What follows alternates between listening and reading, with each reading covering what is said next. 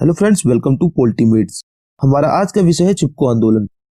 Basically आज हम बात करने वाले हैं चिपको आंदोलन के ऊपर कि चिपको आंदोलन की शुरुआत कैसे हुई थी और चिपको आंदोलन आखिरकार है क्या। तो वीडियो को शुरू करते हैं। उत्तराखंड में एक आंदोलन की शुरुआत हुई थी जिसे नाम दिया गया था चिपको आंदोलन। इस आंदोलन की शुरुआत चंडी प्रसाद भट्ट और गौरा देवी की ओर से की गई थी और भारत के प्रसिद्ध सुंदरलाल बहुगुणा ने आगे इसका नेतृत्व किया था। सुंदरलाल बहुगुणा, जिसे कि वन प्रेमी के नाम से भी जाना जाता है। इस आंदोलन में पेड़ों को काटने से बचाने के लिए गांव के लोग पेड़ों से चिपक जाते थे।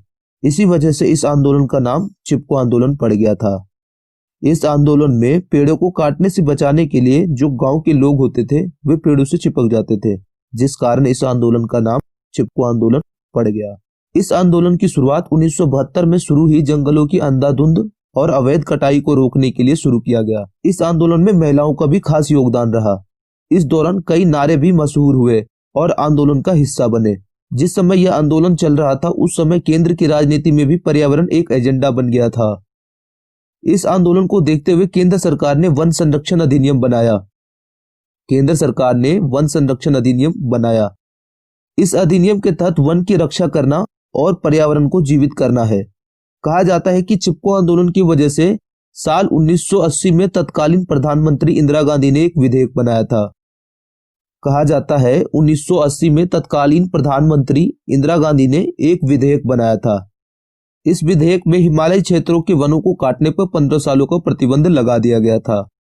चिपको आंदोलन न सिर्फ उत्तराखंड में बल्कि पूरे देश में फैल गया और इसका असर दिखने लगा था। चिपको आंदोलन न कि उत्तराखंड बल्कि इसका असर पूरे देश भर में फैल गया था। चिपको आंदोलन में महिलाओं की भूमिका। चिपको आंदोलन को प्रायः एक महिला आंदोलन के रूप में जाना जाता है क्योंकि इसके अधिकांश कार्यकर्ताओं में महिलाएं ही थी तथा साथ ही यह आंदोलन नारीवादी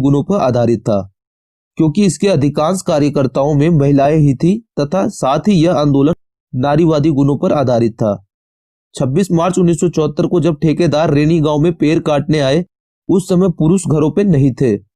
गौरा देवी के नेतृत्व में महिलाओं ने कुल्हाड़ी लेकर आए ठेकेदारों को यह कहकर जंगल से भगा दिया कि जंगल हमारा मायका है और हम इसे काटने नहीं देंगे। मायका महिलाओं के लिए वह सुखद स्थान है जहां संकट के समय उन्हें आश्रय मिलता है। वास्तव में पहाड़ी महिलाओं और जंगलों का अटूट संबंध है। पहाड़ों की उपजाऊ मिट्टी के बहकर चले जाने से रोजगार के लिए पुरुषों के पलायन के फलस्वरूप गृहस्थी का सारा भार महिलाओं पर ही पड़ता है। पशुओं के लिए घास, चारा, रसोई के लिए ईंधन और पानी का प्रबंध करना खेती के अलावा उनका मुख्य कार्य है। चिपको आंदोलन की मांगे। चिपको आंदोलन की मांगे प्रारंभ में आर्थिक थी, जैसे वनों और वनवासियों का शोषण करने वाली दोहन की ठेकेदारी प्रथा को समाप्त कर वन श्रमिकों की न्यूनतम मजदूरी का निर्धारण, नया वन बंदोबस्त और स्थानीय छोटे उद्योगों के लिए रियायती कीमत पर कच्चे माल की आपूर्ति आदि। अर्थात चिपको आंदोलन की मांगे मुख्य रूप से वन श्रमिकों की न्यूनतम मजदूरी का निर्धारण करना और वहां के लोगों के लिए छोटे उद्योगों पर कच्चे माल की आपूर्ति को कम दामों में पहुंचाना। तो दोस्तों, वीडियो कैसी लगी आप हमें कमेंट बॉक्स में बता सकते हैं। हमारे चैनल पर नए हैं तो चैनल को सब्सक्राइब करना ना भूलें। मिलते हैं अगली वीडियो में एक नए टॉपिक के साथ। तब तक के लिए